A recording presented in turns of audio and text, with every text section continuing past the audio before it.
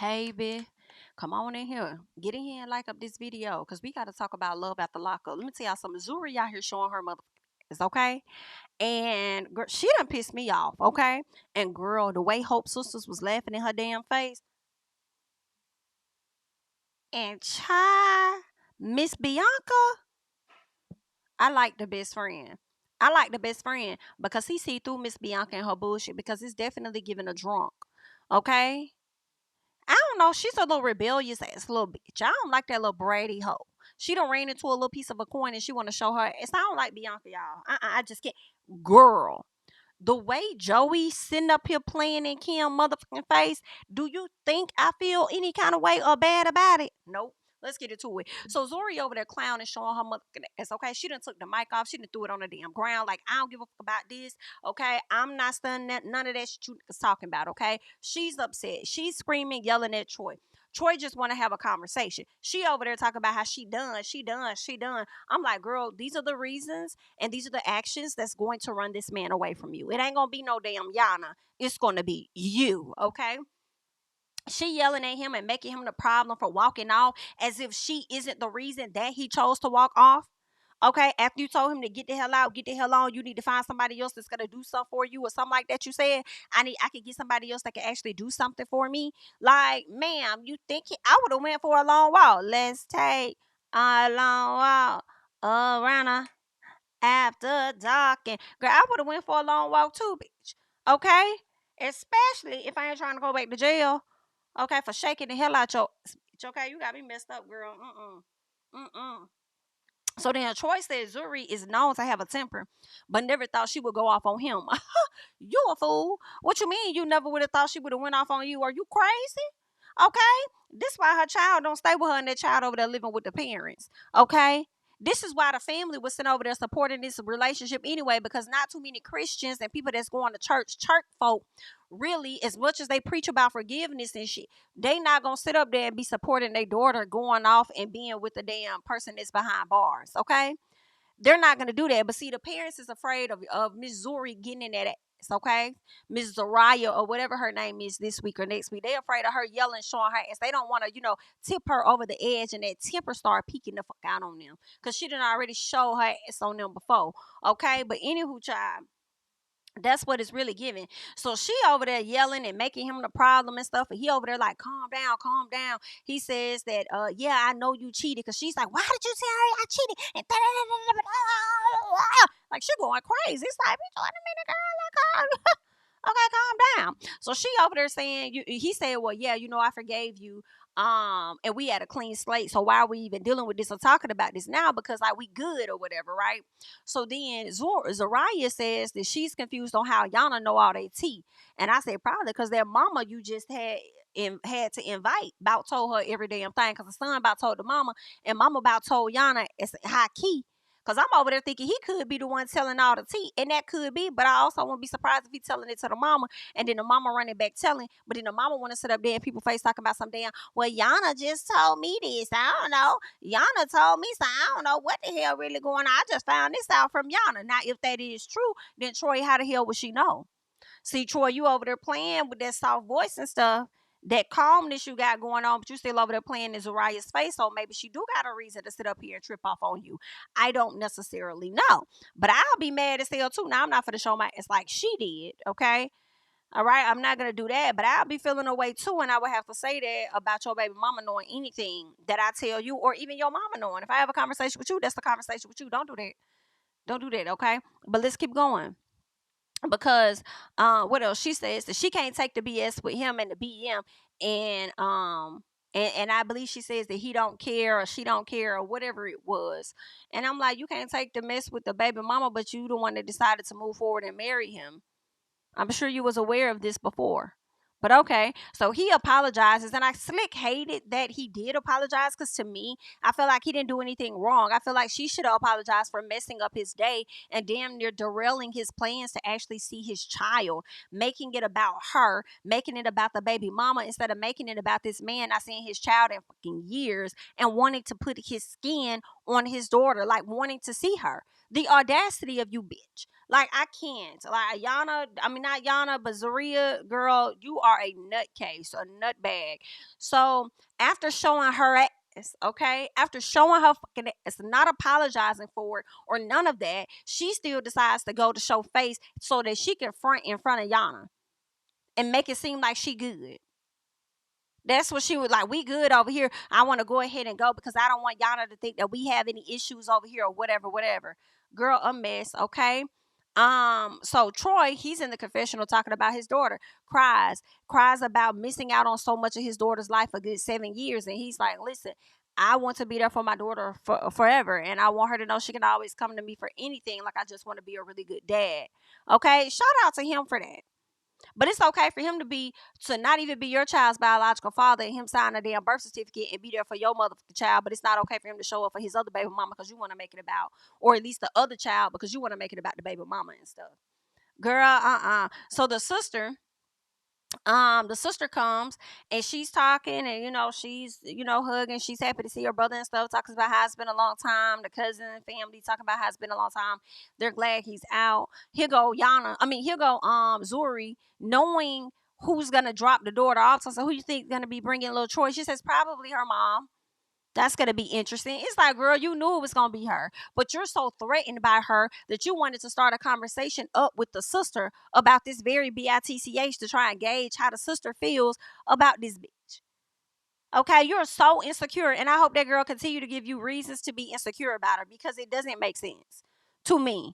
Okay, but anywho, so then the sister says that she would much rather her brother be local versus him being out there in Syracuse, because when all of that bullshit was happening earlier, he ain't had no support, he ain't had no family, he ain't had no friends, nobody that could really get to him, right? He needs it, like, his support system is over here. So I wish that they would come over here and be a bit more local. So I don't know how far apart they are. I feel like I forgot where they said they had to go. Was it Buffalo or something? I can't remember. It started with a B. I think it was Buffalo, but don't quote me. But either way, it's I guess it's a good distance from each other. So I definitely understood where the sister was coming from. I'm like, he definitely needs support if he gonna be out there dealing with this bitch, because she is cuckoo for fucking cocoa motherfucking puffs, if you ask me. Okay. Let's get into more. What else we got? Shantae and True, girl, another basket, just stupid. So she says she isn't jumping in a relationship with him, but she's thinking about it. You ain't got to jump into one, but your actions are showing that y'all are in a situation and ain't nothing changing, and he gonna keep you right where he already got you. The moment that you're trying to make it more serious than what it is, he gonna shut your ass down. It's that simple, okay? So True is free, because y'all know he had to go to the courthouse or whatever, or go to his probation officer because he was at the wrong house or whatever. But he gets to go free. He don't got to go to jail, but he will have like a bracelet, anklet thing on, and because he gonna be on house arrest, okay, until he can show and improve that he gonna do better. And ain't no telling how long that's gonna be, because True has shown himself to be a man that can't get right, so he's gonna always have issues. So he'll be paroling to his friend Pepper's house, and that is a woman. Shantae says that he could fill out the paperwork to parole to her house, but he won't do it. And I'm like, and you don't see that as an indicator that he don't take you as serious for real, and that he just using you? Oh, okay. So she rather he go to jail, because basically that's what house arrest is. But at the same time, she rather him go to jail because she feels like she can have more control, or I'll say she could feel safe knowing that he's behind bars and he ain't out there cheating or doing nothing on her. Okay, even though they're gonna do that anyway, because that's just how they is, whether they locked up or not. Okay, girl. So he takes her to meet Kels, which happens to be his sister-in-law. And Kel says that she helps him out with stuff whenever he needs it. Okay. And I'm like, girl, they plotting in your fucking face. Kels is his family, not yours. Understand. Her loyalty is to him, not you. So Shantae feels like Kels enables True. And I'm like, you enable him as well. So two peas in a pod, I guess. So just because all of a sudden you decided to put your damn foot down all of a sudden, and you pregnant with these twins and stuff, and you want to try and make it a little difficult for him to come around, even though it's not, you not being too difficult, because you said he was supposed to sleep on the sofa, only to find out he slept in the bed with you. You said that he couldn't see the ultrasound or whatever. You go in the room, come out, only to wait around for him to be like, girl, you on his tippy toes and you following him around. You enable him in his BS too, okay? True says he plans on holding. to the point where you rearranged your next day, just so you could be by his side because he wanted you to. I feel like that's enabling. You should have let him go and deal with that shit on his own. But anywho, so True says he plans on holding Shantae down because she got his kids on the way and he want to be there with her. I guess they pull up to Pepper house and Shantae was talking about the house look creepy. I said that house do look creepy with all that damn mold or gunk on it, girl. I don't know. Y'all might want to pressure wash that mother. Okay, but anywho, good luck. That's all we got. So we about to see what Pepper look like. Pepper may look rough though. Pepper may not even be the type of girl. I don't know that he would actually go for her. Who knows? Okay, but it don't mean that he ain't gonna be trying to bring other folks through there. Yikes. But let's keep going. Let's get to Arthur and Hope. So she meets her sisters to let them know that she's dating. She tells her sisters about how he is trying, and they laughing in her face because they like, wait a minute, you going, first of all, you double back on somebody that's an ex when you shouldn't have did that anyway, because obviously if he's an ex, he needs to stay a fucking ex. Okay. So they laughing at her about that. Then they find out that he had been in prison and he can't do nothing for her, and he's staying at her apartment and everything. So they over there slick laughing at her face, giving her the business, keeping it real honest. Meanwhile, he back at the apartment trying to get it together so he could come meet her sisters and her grandparents, and he just nervous. And I'm like, baby, excuse me. He talking about he want them to see that he's a good person. I'm like, we gonna see if they can look past all the text on your face. Okay. I feel like any person that be doing that, like, I mean, I don't know. It just depends. Because you have artists that have tats on their face. Well, I mean, I don't know. I just abort that conversation. I don't know. Because, I mean, just because they're artists and they got tats on their face don't mean they're a good person either, high key.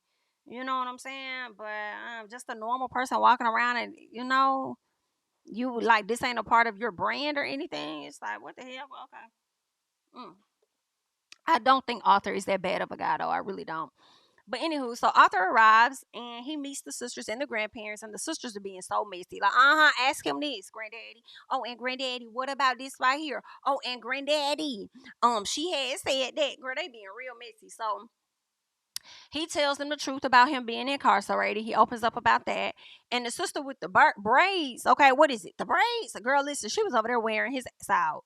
Okay, she was wearing him out. She's like, I hear that she's supporting you and doing this and that, but how are you supporting her? I was like, ooh, how you doing it? And he over there talking about how he listens to her and all of that stuff, and he's working on it. And she said, the sister says, you living off her and you ain't got no financial means is a problem. So what the fuck going on? Cause what she helped him the last time. Okay, get yourself on, get you on your feet or whatever. So what's gonna be different this time because you landed right back in jail? So what's gonna be different?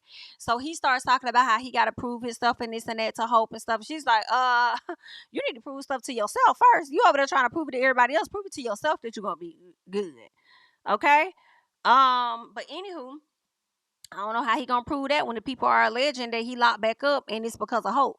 Because Hope was the one that grabbed the gun, and I don't know if she shot herself or she did something, and it resulted in him going back to jail because he wasn't supposed to be around any guns. So preferably, he's able to get out soon because it ain't like he really committed a true crime.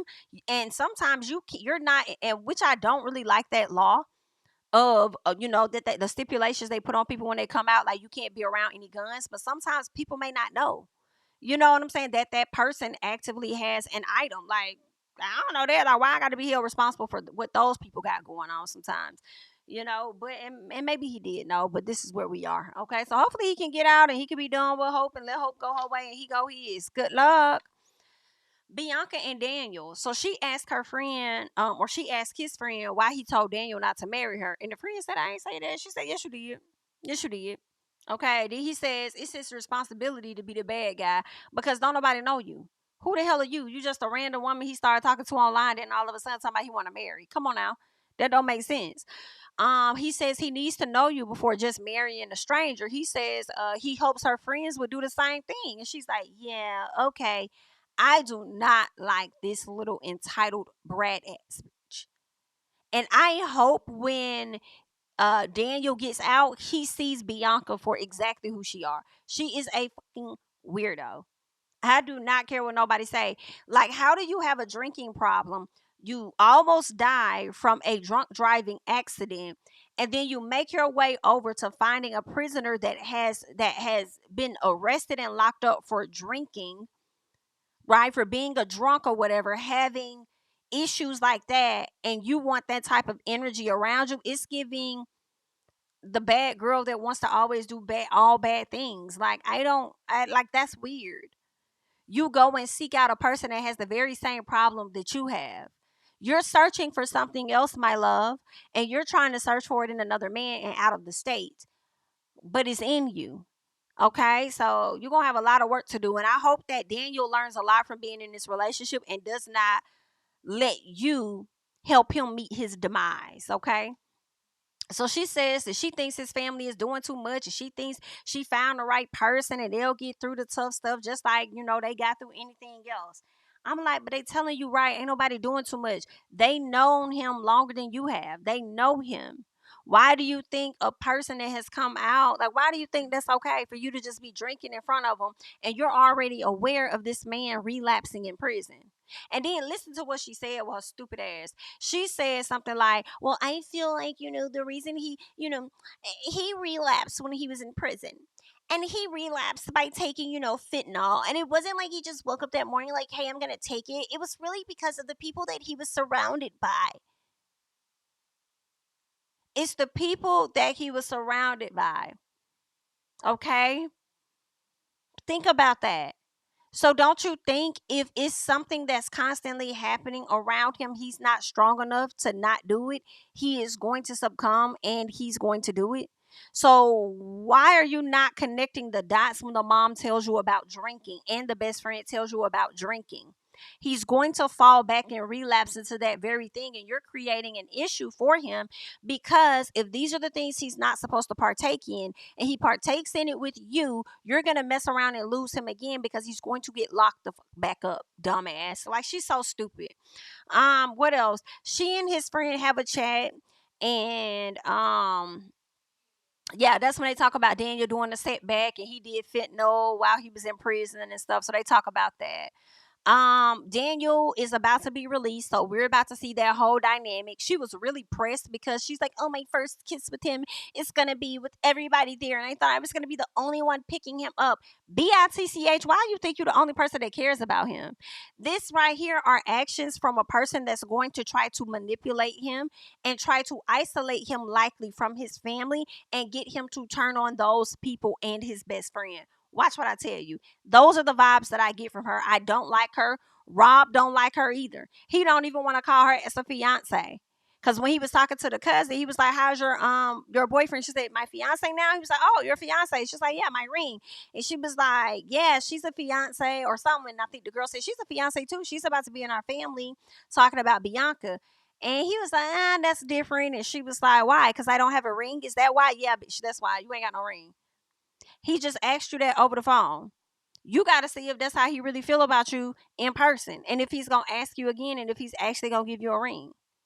Okay, so yeah, it is giving to everybody else. You ain't got nothing on your finger. You are giving single. You're not connected. You're not engaged. Okay. So there's that. Oh,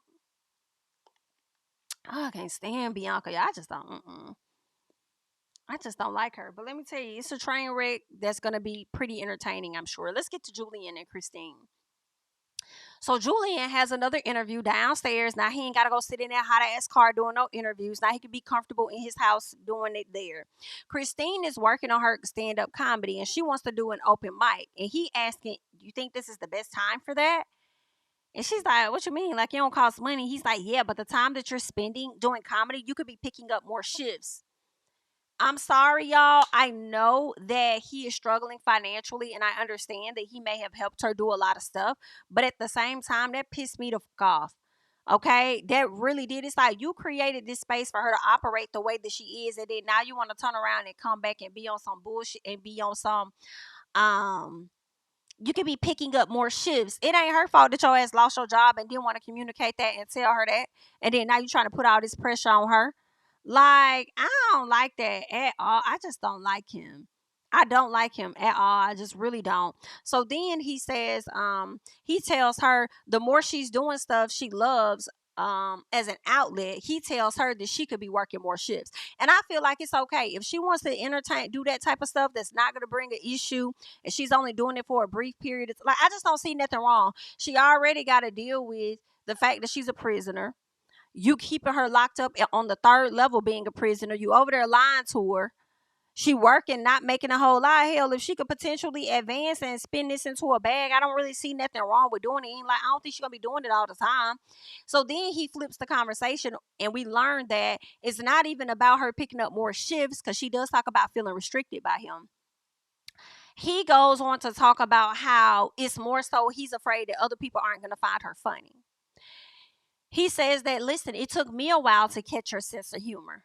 And he's worried about others thinking that she's terrible too. And I'm like, well, if they do think that she's terrible, let them think that and let her learn that for herself. You know what I'm saying? So I don't really like how he's operating with her. And this is one of those situations in the sense where it makes me think about when they say you can't tell everybody your goals and what it is you're trying to do.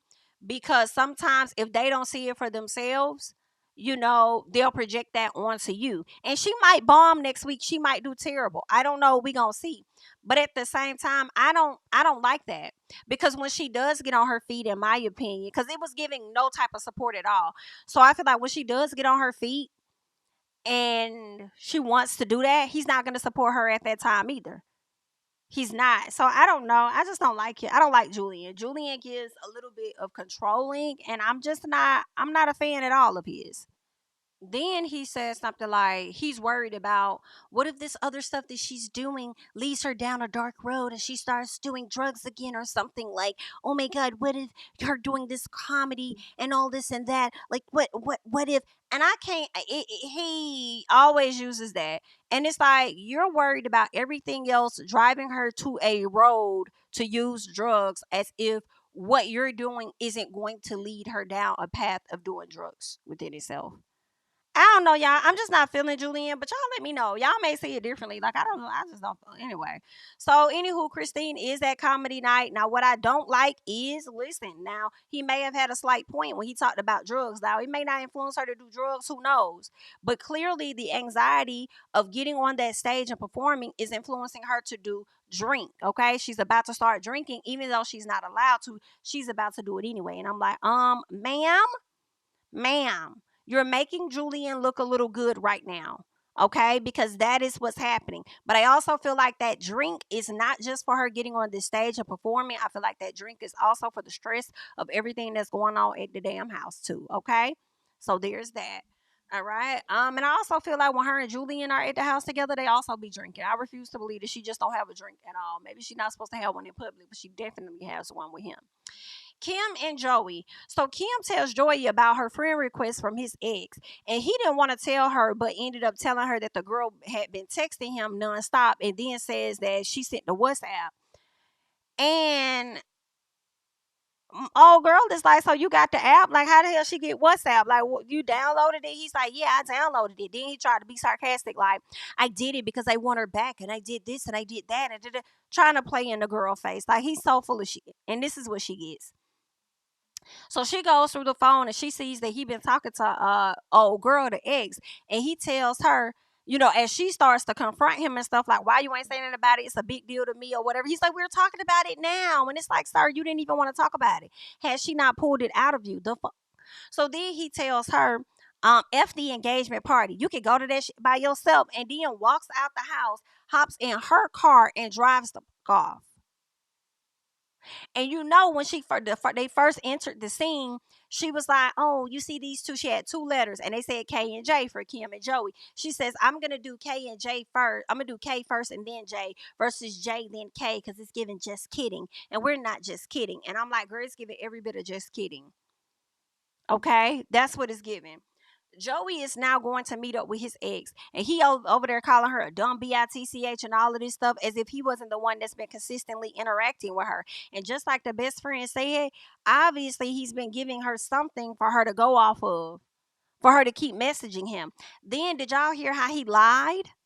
He lied and sat up there and said that, oh girl, got his number from his friend. I don't believe that. I believe they had already been in communication and he gave her that number. And now you're gonna lie on the friend. I hope that gets exposed or whatever.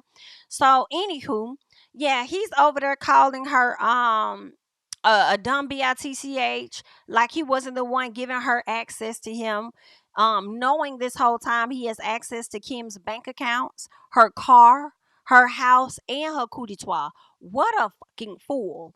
What a fool. So he making it seem like he wanted to get it over with. But in all honesty, he really just wants to see her. That was his whole plan, was to go link up with her and all of that. Like his whole plan is because he wants to see her. It ain't got nothing to make sure that it's nothing to do with making sure that it's over. He knows how she is. He knows how she's going to react. Him going to talk to her to try and tell her that it's over. It's only going to make her want him more. And he knows that. If you don't want to have nothing to do with her, you would just block her on everything. Instead, you're downloading apps to have additional ways to communicate with her. I hope Kim pulls up on his ass at this park as he's meeting up with the ex. But girl, that's the man that you wanted though, right? You wanted him, right? But you got him, clown. Let's get to Letitia with her stupid ass. So Letitia, she lets her daughters know that Keith is not coming home no time soon because she sat up there, got played, got her hopes up, got the family's hopes up, and got one of her daughters' hopes up, okay? Of course, the young girl starts crying and she's all emotional because she want her daddy and stuff. The oldest girl is really unbothered. She didn't want his ass to come home early anyway. Okay, so she's slick, kind of glad. She don't give a damn. The mama over there feeling shitty. She says that I said that I felt like she could have waited until she got an actual release date before she sat up there giving false hope to people, okay? She tells her daughter that they are moving and the people who own the house aren't doing what they're supposed to be doing, when it's actually, from what I thought she was the one that fucked up her own bag and money was given a little funny, so they had to go ahead and move. That's what I thought. So how is it the people's fault? And y'all remind me because I could have missed it. But how is it the landlord's fault as if they not doing their part? But of course, I guess she don't want to tell her daughters that. Now she wants to move all the way out the state. Where the hell y'all finna go and where is he located? Cause isn't he up north somewhere? Like where? I mean, like where would y'all? I mean, aren't y'all closer to him where y'all are? So now you talk about moving to a beach or something. Like this mom strikes me as a person that does a lot of things off impulse with very little thought process to it at all. Like she doesn't just think anything through. Like weird. Okay. Anywho, so she's about to rearrange her life for this husband possibly, and not even thinking about how her daughters are feeling, how it's going to make her oldest daughter feel. Now she got to uproot from all the friends that she know, go make new friends, and I'm sure it's going to take a toll on top of having this man. So where are you really uprooting to go? Like, are you moving away from him? Are you moving closer to him? I just don't like it. I just don't like the drunkenness over a piece of dick that you barely getting. Just the feeling of being connected to somebody when I don't know, I don't like it. Cause that oldest daughter seems like she's very troubled. And it seems to me, and we don't get the full glimpse, we only get the pieces of what they show us. But the pieces of what they show us, just seeing the daughter mope around so much, it just makes me question, like, do you ever take her feelings into consideration? Or are you always trying to appease that little girl that's gonna be up your butt and make you feel like you are doing a great job as a parent, even when you have a clear example in front of you showing you that you're not doing that great? But whatever. Um, but yeah, that's pretty much what's going on. We're gonna have to wait and see what's gonna happen with the daughter and the mom and stuff, and see how that's gonna play. You know, where they finna move, where they finna relocate. We just gonna have to see how everything goes. But that's all I got for this latest episode. Just wanted to come to y'all with it. Let me know your thoughts and comments about everything down below. I am Jami, that's me. Don't forget to like, comment, subscribe, share my videos. Follow me on Instagram and Twitter at Jami, that's me, and I'll catch you guys in the next one. Bye bye. King of my city and cul-de-sac. Coming out swinging like Zueriah. Leading my people like quarterback. Boy, I study this shit, I'm an almanac. Had to get up and grind. Knowledge is booming, I'm here to apply. Came with the chip and the dip, it just single the mind. We finna do more than survive. I need my check. Spinning the block for the Gouda, we hitting the jeweler to flood out the net. We don't do beef on computers, I'm straight out the sewer, we come when you rest. Niggas be looking perplexed, so keeping my foot on their neck. No map, I trust my gut for the quest, but drama, I'm fully abreast. I was ready for years and they doubted me. All of a sudden they tell me they proud of me. I've been dropping these haters like calories. Cross them out, I came back with some boundaries. Stand for my honor, but too raw, no corner. Packing the stick with a drummer. Wanna catch my bad, won't fumble. I done came too far to be